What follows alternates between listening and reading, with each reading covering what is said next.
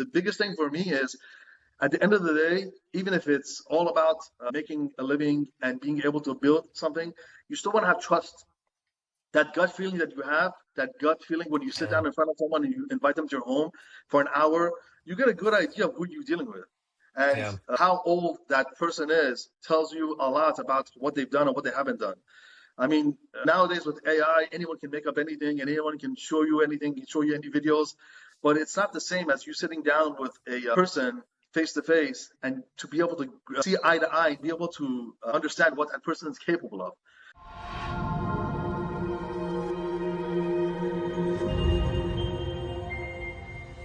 Hello, everyone. Rick Albert here with another episode of the Key to the City of Angels. I'm super excited to have Nick Yahoodain of Advanced Builders and Contractors on the show. Nick, thank you so much for coming on. Good afternoon. Thank you for having me. Yeah, so why don't we kind of just dive into what kind of work you're doing and kind of how your business has evolved? Well, nowadays, I primarily focus on new construction or major remodel or units up to four units.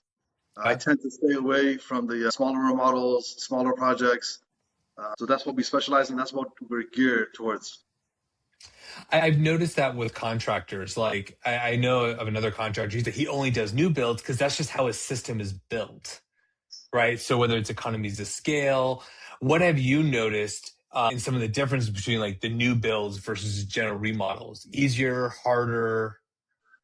Well, listen, it's like anything else. It has the good and the bad. But for me, I've matured. I've done construction now for 20 plus years. So when you've done all of the small stuff, you get excited about the big stuff. So to me, to take a raw piece of land and build an estate on it, or 5,000 or 10,000 square feet, that's just like I'm dreaming about that day and night. When you get to the smaller projects, it is rewarding and it is fulfilling, but you don't have the same enthusiasm and the excitement of doing a small kitchen or a bathroom or something of that nature. And I personally don't involve myself in any service. I mean, we never did, but if someone calls me and tells me, listen, I have a service that's a change of faucet or a shower head, that's not something I do because it's just, I would be doing them a disservice. It's much better for them to go to a plumber or a much smaller contractor than to come to me and to do that type of work. But it's also like, let's be fair, it's also not a good use of your time. Like you have guys driving all over town to do a little job. Like I've talked to people and I'm like, look, if you're going to hire like even just a handyman, give them a day's worth of work because they're going to charge you for a day anyways. Because even if they work half a day, they can't get to the next job. So their day's ruined anyways. Absolutely. I agree. So where are most of the projects you're working on for the new construction? Believe it or not, it's mostly LA. Ever since I started, I don't know why, we've had much more excitement and luck with LA itself or West LA rather than the Valley. It seems like the people in LA are always building and wanting to build and wanting to improve, whereas in the people in the Valley, I feel like are just adjusting to getting to that notion. I mean, Tarzana and Encino is just ticking up in the past like 4 or 5 years, whereas in LA has always been building. Yeah. I mean, also, because I've talked about this for years, when people are like, oh, why don't we build affordable housing? I'm like, you have to understand the cost of plumbing, drywall, electrical, it's the same whether it's on the west side or in the Valley. Correct. But your dollar goes farther on the west side, so you're more inclined to build over there. Yes. I know a lot of contractors, for example, they live like me. I live in the Valley, but most of my work is in LA. Or a lot of people, whether it's electrician, plumber, etc., they'll also live in the Valley. They won't invest in the Valley, but all they'll do is all of their bills are in LA, or all of the investments that they have are in LA. Yeah, no, that's fair. So what are some of the challenges you're seeing in the construction world right now? Well, ever since COVID, we still have these price hikes. You call for lumber and it's one price one day, and the next day it jumps to another price. It's almost like sometimes on a week-to-week basis, you get even for me, I get a bid from my framer or electrician or plumber, and they come back and tell you, listen, even it's a week later, prices increase like 10% or 15%, which is still nuts and crazy to me. But I do understand it. Like gas prices are going up. So to be able to take that material from point A to point B is going to be an increase. So they're going to charge me an increase. Same way my pool man charges me an increase every year, like 5 or 10%. So it's only fair that everyone else is able to charge to be able to make what they used to be able to make before the price increases. So then, do you just then have to just do a change order to the client for the difference? If you I give a bid, personally, I yeah. personally hate with a passion change orders. I try to stay away from them as much as possible. The way I submit my bid to the homeowner is I go through the entire set of plans with them. I Hmm. do everything from A to Z. I tell them all of the rough material is on me. All of the labor is on me. The finished product, the finished material, whether it's doors, windows, flooring, your appliances, is on you. So you want to spend $1,000 Mm. on a fridge? Great. Want to spend $10,000 on a fridge? That's also good. For me to put it in labor-wise is the same. So when it gets tricky is when my lumber price goes up or my metal price goes up, and because I just don't have the patience to go back to the homeowner, I just eat it. Most of the time, I'm okay because it doesn't increase that much from the time we sign the contract to the time I sign to the time I order the material. So, for example, coming up, I have a project in Palisades. It's 5,000 square feet. It's a new home. From the time I started this project 2 months ago till now, there has been an increase in lumber. It's not significant. It's probably 5% or 4 or 5%. So on that particular project, because I like the client and because I just don't want any change orders, and because they were fair with me from day one, I'll eat the extra 3 or 4%. But there are instances where it's just unbearable. Like right after COVID, I had a project in Culver City, 3,000 square foot home, and price increased on me like 20%. And Ouch. that was a lot, like on everything, it wasn't just framing, it was like on a lot of it. So I spoke to the homeowner, I explained the situation to him, and unfortunately he never ended up paying me for it. He told me, yes, I will give me a change order. He signed the change order.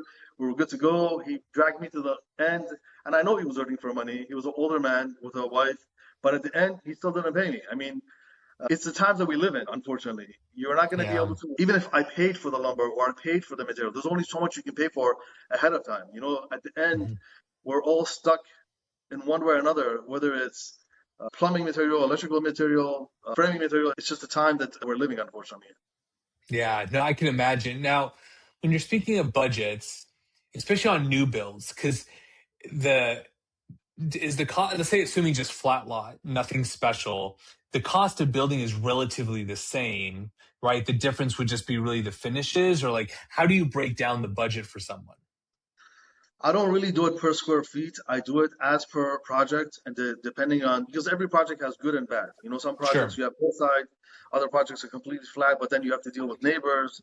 It all depends on the set of plans that you're building and what it is that they're trying to build. Some clients will tell you, I don't have the budget for Beverly Hills or Bel Air. I have a standard basic project, and this is what I want. I'm fine with average doors, average windows, average flooring. Mm, So I know that, for me to come in, I don't need to bring my best flooring guy. I don't need to bring in my best window guy. I can just give them standard service, standard prices, and they're good to go.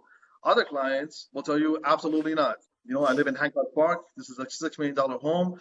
I did a project in Hancock Park actually, I think 4 or 5 years ago.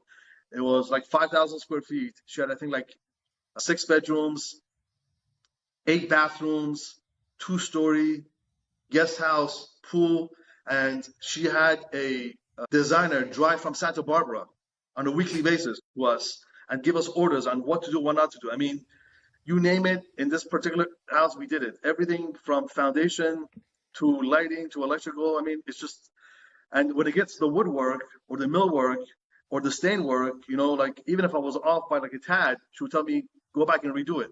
Why? mm, Because it's the area and they're trying to keep the character of that home built 100 years ago still the way it was today. So basically, she didn't want to see any upgrades. She wanted to know the character of this home that was built 100 years ago till today still remained the same. So you mm, have to go and find the actual millwork. And if there wasn't millwork, you have to go and make it. Like, for example, the flooring, they didn't make that flooring anymore. So we had to actually make custom flooring for her. Some of wow. the trim and corner beads that we needed, they didn't make. So we had to custom make it. The AC grills, you weren't able to just go and buy AC grills. You have to actually custom make them and have them come to the house and paint them. So it all depends on what the client wants, basically. Yeah. Now you mentioned Hancock Park, which most of it is part of the HPOZ, right? Historical Preservation Overlay Right. Zone. So basically, and correct me if I'm wrong, but it's been a minute since I've done a project out there. But the facade, like the front of the house, has to get approved by this design board because they don't want to necessarily they want to keep to the character of the area. Correct. Yes, So absolutely. then, so how can you kind of walk me through that process? Are you the one that would typically go to the board and be like, "This is what we're doing," or is it usually the owner? I typically don't do that anymore just because I don't have the time of day and I don't have the patience because sometimes I mean, LA as it is already, every year that goes by, it gets Hmm. harder and harder to be able to build. And Yeah. then now when you put another restriction like HPOZ on top of it, or like you have like, like the Malibu or Palisades, you Yeah. have coastal, you Right. know, or like Mulholland Corridor, all these things get very messy very quick. So you want someone who specializes in that type of work to be able to get your plans approved. Because the last thing you want to do is come to someone who doesn't specialize in it and submit the set of plans, and then now you're stuck for like 2 or 3 years. And believe it or Yeah. not, on my lead sheet, as of today, I still have clients that are like 3 years old on our database that still don't have approved plans. And So wild. one of the biggest problem is because they give the plans to someone who doesn't know what they're doing and has to figure it out as they go along. Whereas I always believe in giving things to specialists. If you're going to do something with plumbing, give it to a plumber. If you're going to do something with electrical, give it to an electrician. Don't give a set of plans to a design and build contractor. Yes, they will be able to do it. They will be able to figure it out. But the amount of time and money and energy you're going to spend on that, it's just Mm. sometimes blows the project out of proportion. Yeah, 'cause even I've had this conversation with a lot of people. It's like, look, you're focusing on the remodel cost, but you're not focusing on the holding cost. Correct. Like, you know what I mean? Like, I see people who are like, oh, I want to build an ADU. And I'm like, all right, what's the cost? 200,000. Like, plus loss of rent, plus this. Now you went from 200 to 250 to maybe 300,000. Just go buy an existing duplex Yes. at that point. Yeah. So you mentioned that you do build like up to 4 units because it's fascinating because like in LA, we're not very landlord friendly. So who Correct. are the type of builders building these fourplexes? In LA, you really don't have single family zoning anymore. That went away. I know you still have Right. R1 and they call it single family zoning, but after this ADU law came into play and Mm, SB9 came into play, SB8 came into play, single family zoning doesn't really exist anymore. fair So enough. the average homeowner who's looking for quick income and is able to either Mm, turn the garage into an ADU or take the garage down or leave the garage and add a duplex or something in the back, and they have the room and they have the lot and they have the means, and they're like, listen, I can separate it by a fence or have an alley in the back anyways, and they can come in and go from the back there. Makes sure. perfect sense to them. Up to 4 units, I like because I still have the ability to be able to call regular inspection with a regular building inspector. After Oh, 4 units and up, you're dealing with commercial inspection, and commercial inspection is a whole different ballgame. I didn't think about that. Same thing if you live in a condo, you call for an inspection. You don't call for one inspector. You're calling for electrical, plumbing, the mechanical is separate, the building is separate. It's just the way. I'll tell you this also. I did not by choice. A friend of mine, a rabbi, lives in a condo. He told me, hey, listen, I got stuck. I have a leak. I need to redo my bathroom. I'm like, listen, please do not come to me. I don't want to do it. It's just going to eat up a lot of time, and I just don't have the patience for it. So back and forth, I felt bad for him. We did it. Do you believe for a single bathroom, it took us almost like 2 months to be able to get things across? And it was just like craziness. I mean, Yeah. our building and safety in LA doesn't see this, but it was like Or they need to the see it. no, but like the plumbing inspector would come out. He's like, listen, the shower valve and the drain needs to be 2 inches apart from each other. You put it like an inch and a half from each other. I'm like, are you kidding me? Like, come on, like Oh my stop. God. Or for example, like the drain, he had two sinks. The drain was cast iron when they built the building. So we Hmm. went in doing code today. You put in ABS, right? Yeah. He's like, absolutely not. You have to take it back and put it into a cast iron. I'm like, why? He's like, oh, because when this building was built, it was designed for fire as cast iron. You're going to put in ABS today, it's just plastic. So if there's a fire, right, that plastic is going to burn much faster than cast iron. So you have to go back to the old code, not the new code. I'm like, It's just like things like this that I'm all for building safe, building something of quality and something that doesn't break and something that doesn't need service on a later point. But when it comes to a matter of half an inch, or it just doesn't make too much sense. If a whole condominium complex of 100 units is going to go on fire, I highly doubt my two ABS pipes are going to make that much of a difference for it to burn that much faster. They'll find a way to blame you. I know. I mean, at the end, I did it anyways to make the building inspector happy and to get him to be able to pass us. But it just shows you, like, one thing that has always bothered me with LA is that the city's always hurting for money. The city always wants more work to be done, but they won't help the average homeowner or the contractor exceed and be able to get to where they need to. That's why so many people in LA are either leaving or don't want to build. And if they do, they'll try to do it without permits because they make it so hard and so tight as far as what you're able to do that most people average just give up. It's the same thing, with like when you have like all these corridors, like Mulholland Corridor or Coastal Commission. It's just they are so demanding. It's just people give up after spending like hundreds of thousands of dollars on like 2 years of time. They're like, you know what? I don't want to do this anymore. I'm done, and I don't want to deal with this. I remember. So one of my first jobs was actually an assistant project manager. So we would go to the city to pull permit history. So And I remember going in. I felt the yellow sheet. I handed it to a guy named Brian, super nice guy. Like, hey, I'll be back in a few hours. It was a win-win. He didn't have to prioritize me. I didn't have to stick around. Then months, I think even years go by. I go back, all right, hey, Brian, here's the sheet. He's like, we just changed the rules. You actually have to stay. I'm like, what? I have to sit here for however long it's going to take you. Whereas before, you didn't have to prioritize me. Look, let me tell you a story that happened here to me. This is probably going back maybe 10, 15 years. Okay. This is obviously before COVID. There was a house and it had a garage on the property line. Okay. And this homeowner wanted to take this garage and extend the garage. Right. So I had done the same exact thing in West LA, probably like a year before with the same engineer. So we take the set of plans. This is the times where it was before COVID. You actually had the ability to be able to walk into building safety, submit a set of plans. And as long as your set of plans made sense and you had a good 45 minutes, an hour to be able to introduce the plans to the plan checker and everything looked good, he would pretty much give you a permit that day. He may have followed up with you 1 or 2 days after to be able to do loose ends. But he would pretty much guarantee you that permit and you're good to go. So me and the engineer are sitting, we're waiting for our number to be called. We get our number called. We go to a plan checker.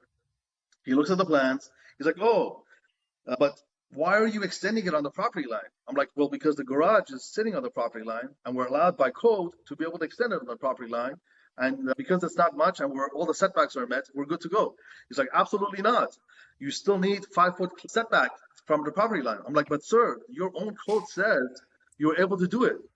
So I kept arguing with the plan checker and the engineer kept hitting me under the table, and he kept like kicking me. He's like, be quiet. I'm like, no, but you did this for me. You did the same exact project for me like a year ago. I mean, be quiet, keep your mouth shut. We're not going to argue with him. It didn't make sense. So we take our number back, we go back, and I told him, hey, Danny, why? Why did you give up? You did the same exact project for me a year ago, and you know that it can be done because we got this plans approved and we built it and we got it approved. He's like, sometimes the code is up to interpretation, up to the building plan checker, and whatever he wants to make of it, he's going to make of it. So just be quiet, be patient. And this is when I was younger and I was full of blood and rage. So we pulled another number. He's like, just sit down and wait for our turn. I'm like, it doesn't make sense. So believe it or not, we pulled the number. We waited like another 30 minutes or 45 minutes. We went from where the original plan checker was, maybe like 8 decks down. Okay. Hey, Danny. Hey, Nick. How are you guys doing? Nice to see you. Hey, what are you guys doing? Oh, yeah. We have this existing guest house. We want to enlarge it. It's sitting on the property line. Oh, no problem. Here. Within a matter of like 30 minutes, approved. Yeah. 8 desks away. 8 desks from, I don't know, 4 or 5 desks away. But the point I'm trying to make is when the code is written in such a way that it's up to interpretation, these plan checkers pretty much have the way to be able to interpret it in their own ways. But I couldn't believe it, and the engineer's whole point was to me was like, Sometimes you just can't get your message across to a plan checker who doesn't want to see if you're right. So the best thing to do is just be quiet and be calm. Go to another plan checker, and you'll get approved. And that's exactly what happened that day. I remember when I was working on my own projects in LA, and we used a permit expediter, right? So I was like, "Hey, here's everything. Can you please get this done?" She's like, "All right, I'll get it done next week in downtown LA." And I was like, "Can you get it done this week in Van Nuys? Like, I need this done." She's like, "No, I know a guy." Next thing you know, next week, she's like, "All right, you're approved." I'm like, "You just shaved off like weeks." But you're right. It depends on who you talk to. So Yeah. for those like listening, it's like, okay, we're trying to build in LA. They want to work with specific contractors. What questions should they be asking the contractor to understand these little nuances that you're talking about? Picking a contractor nowadays is even harder than it used to be. Sure. I get this question asked on a daily basis. If I don't specialize in something, I'll be honest with them. And like, for example, today, somebody I think called us and told us they want to do a condo. And we're like, absolutely not. We don't do condos. Here's a referral. Actually, no, the condo was a while back. Somebody contacted me today, has a esthetician office. And I'm like, you know what? I don't specialize in commercial and I don't want to get into that. So I referred them to someone else. But the general rule of thumb is look the contractor up, make sure they have a clean license, make sure they have references in your neighborhood that has dealt with HPOZ, coastal commission, whatever that area is in needing of. And, make sure that you feel comfortable with them. The biggest thing for me is at the end of the day, even if it's all about making a living and being able to build something, you still want to have trust. That gut feeling that you have, that gut feeling when you sit down in front of someone and you invite them to your home for an hour, you get a good idea of who you're dealing with. And how old that person is tells you a lot about what they've done and what they haven't done. I mean, nowadays with AI, anyone can make up anything and anyone can show you anything, can show you any videos, but it's not the same as you sitting down with a person face to face and to be able to see eye to eye, be able to understand what that person is capable of. If they've done it multiple times, it's not going to change for you. They're also going to be able to do it for you. But if this is the first time they're building a brand new construction of 5,000 square feet and all they've done in the past is bathrooms or kitchens or flooring, then they're not going to be a good fit for you. Right. No, that's fair. So with that, because you bring up an interesting point, like if you hire someone, not everyone has a great gut, or like it's funny because I get talked to my wife about it with our 2-year-old, where like there's certain people like she'll run, give them a hug, cool. Other people, she's a little more reserved, and like we embrace it because we're like, look, this is your gut. Like we're teaching her how to use it. Whereas not all kids are like some kids are taught go, and it's like now you're telling them not to trust their gut.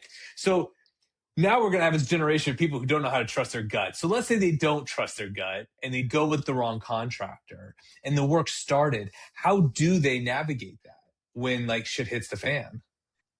Unfortunately, it happens all the time. Yeah. And unfortunately, that's why contractors have a bad name. And that's why there's fly-by-night construction companies that are there for 1, 2, 3 years, 5 years, and then that name is no longer available, that the license number is dead. There's no one in the office, no one picks up the phone. It happens all the time. So to me, that golden rule of having trust with someone and being able to trust them goes much further than any other contract or bulletproof vesting that you can do with any attorney at all. I believe I'm the old school way. As a handshake is a handshake, a man's word is a man's word, and eye to eye makes a much bigger difference. I'll give you an example. Someone contacted me 3 days ago. They were extremely excited, building 3,000 square feet in Culver City. Extremely excited the first day, but it's been now, I think, 3 days, and I'm trying to get him on the phone. He doesn't respond. He doesn't return text. So to me, that's not someone who is really looking for a contractor. Maybe he has a contractor and he's just price shopping, but I'm not going to spend my entire day on that client because I know he's not a serious person. Yeah. So maybe to a newer contractor who's looking for work, who's desperate for work, is going to run after him and try to get him to. But for me, that's almost like a no-brainer. If someone doesn't have the courtesy to respect your time and return your call or return your text, to me, that's a big red flag saying, you know what, this isn't someone who you want to do business with. It's funny because my wife made a similar comment, right? Because being a full-time real estate agent, we have that similar like sales stuff. So she's like, I now give the salespeople so much more respect. I don't ghost them. I just think, because I see what you have to go through and it's not fair to you. We're like, we're just trying to make an honest living. But it's like, just let them know, hey, it just didn't work out. Like You know, just some sort of thing. to this day, even when I get cold calls or spam, I tell them, listen, I'm not interested. Don't contact me. Respectfully, you know, you don't have Yeah, of to sit there course. and yell and curse. And I was like, listen, I'm not interested. Just take me off your list. I respect your time. Don't bother me anymore. Don't, you know, I'm not interested in what you're selling. So I Yeah. think it takes another 5 seconds, but to speak to people in a way that they understand, and hopefully they'll respect not calling you again. But yeah, that goes a long way. Yeah. Oftentimes if they won't like get off the phone, I'm like, just send me an email. I don't even go that way. I just listen. I'm not interested. I'm on the do not call list. Don't call me. And Right? Just like even when I call customer service and like you're super pissed, I always tell them like, hey, look, I know it's not your fault personally, but here's the situation. So if I come off as angry, just know I'm not angry at you. I will tell you, I've gotten so much farther with customer service by saying that. Once they know that they're not the ones being personally attacked. I agree. I agree. So let's kind of switch gears a little bit. When it comes to, because even with new builds, there can be surprises, right? Like there's always surprises along the way. What are some of the most common unknowns you've seen during the course of a project? And typically, how do you handle it? There's always surprises. You're right, and you try to minimize it. If you're a good contractor and you're an honest contractor, you try to bring up all of the points ahead of time Right. because you want that homeowner to know that these are the unknowns. For example, in Palisades, right now we're doing 5,000 square feet. We're digging 8 caissons, right? I have to tell the homeowner from day one, listen, I don't know where bedrock is going to be. As per the plans and as per Mm, your soils engineer, it should be 30 feet. But it could be 40, could be 50, could be 60. My contract to you, just like all the other contractors you're going to get, are going to be at 30 feet. But if I have to mm, go to 40 feet or 50 feet or 60 feet, then there's going to be an extra charge. But nobody knows that today until you start digging and you start getting into the work. So that's just one of the many surprises that come up. But I believe, again, my golden rule is if you treat people with honesty and respect, that always comes back to you. I sure. don't think you have to steal and cheat to be able to make a living, especially in LA where there's a lot of money. So I think whatever you do to someone, that will come back to you. So yes, you should be rewarded for the time and the work that you're doing, but don't gouge and go above and beyond to be able to stick it to that person because you have to remember that person has a specific budget. They came to you and you gave them a specific budget. Everybody understands, you know, it could be 5, 10%, 15% over. But if you go to them now and tell them, hey, this is 50% more, you completely killed the project because now you expect them to pay X amount more and they don't have it or they have to get loans for it. So that project just what? You know what? Became stale, became Yeah. stuck. So what are you doing to yourself? What are you doing to your own bottom dollar? Yeah. No, you bring up an interesting point because like, you have to. So I actually knew a contractor where that was kind of his thing. He would always submit all these change orders at the end. And so our developer, when he was just flipping homes at the time, he was just like, we can't use you anymore. Cause like we assumed we were going to make X profit. Now there's no profit because of all these change orders. And it's like, but on a practical basis, you're right. It's like, hey, if you don't fully lay everything out, you're assuming they have the money to pay you. Yes. Like not everyone has a finite No. amount of money. It's like, or No. even if they do, they may not want to spend it, to be fair. Correct. I see that all the time where I have cash offers coming in on my listings, or I'm representing a cash buyer and be like, well, he has the money to pay more. I'm like, doesn't mean he wants to. Correct. He made that money not because of how he spent, it's how he saved. Yeah, I think it goes back to honesty and being a good, decent human being and understanding the other feet because whether you want to believe in a religion or karma, whatever you do comes Yeah. back. So if you stick it to this person today, believe me, it's going to come back to you somewhere in the future. So nobody says not to make money on change orders. Make money on change orders, but be fair, be Yeah. decent, and take the time before you send the change order and sit down with the homeowner and explain everything to him. So when he gets that change order by email, he doesn't go ballistic and say, "What is this?" You know, you want him to be able to understand what you're sending to him, not just you know. And with me, I'm an open book. I invite actually all my homeowners to come to the projects and to see Hmm. what's going on a day-to-day basis, so they can actually see it for themselves. If we're up against a tough issue, I want them to be there. I don't want them to be away and oh, I don't know what's going on. I'd rather you come to the job site and see what we're dealing with. So when I give you that conversation about a change order, you understand what we're talking about, not something that I just pulled out of my pocket, and you think that I'm going to stick it to you. Yeah. I mean, also it's real estate in general as an industry is very referral based. Correct. And it's like people know it. And like I always see all the time when people are asking for referrals, they always specifically say someone that you've personally used. Yes. That's something that I've noticed over the last like maybe couple of years. Before it was just like, Yes. hey, I just need a contract.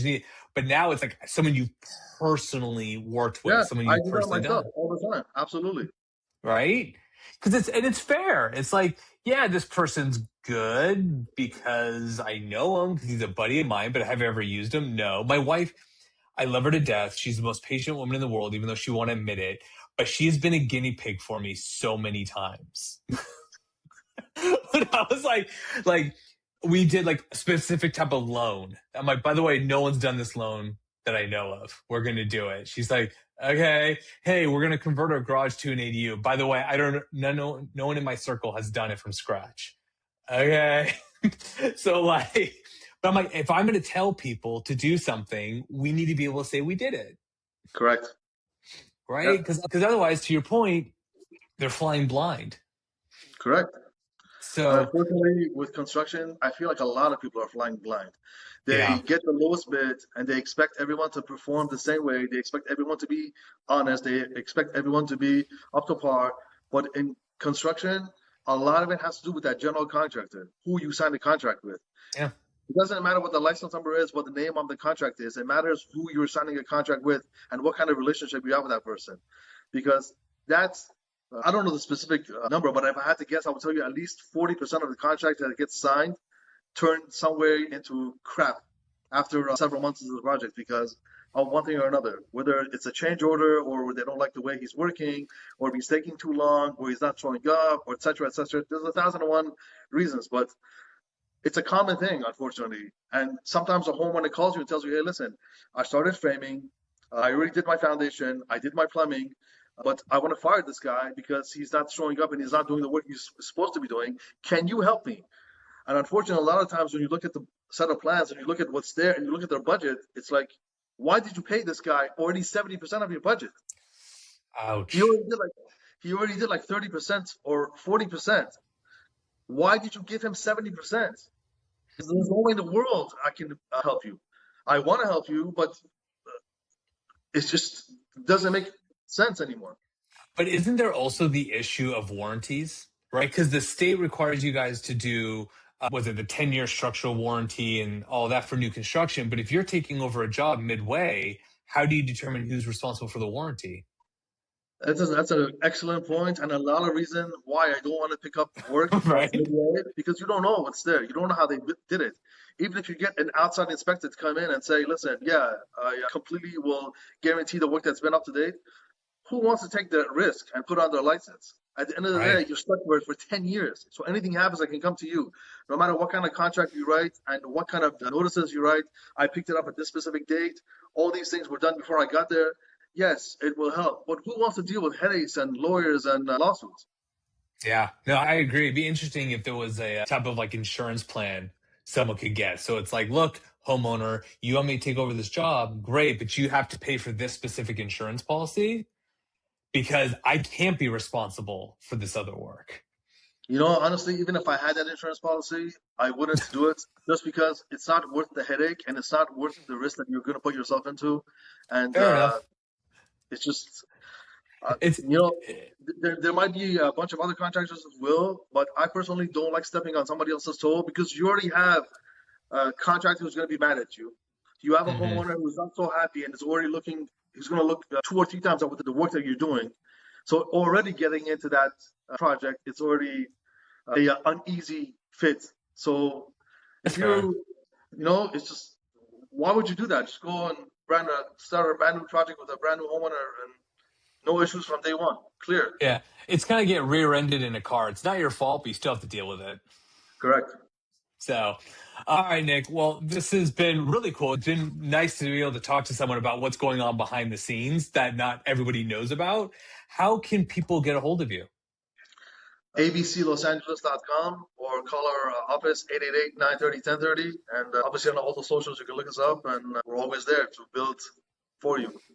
Perfect. I really appreciate it, Nick. And thank you for everyone listening and watching. And we'll talk to you guys next week.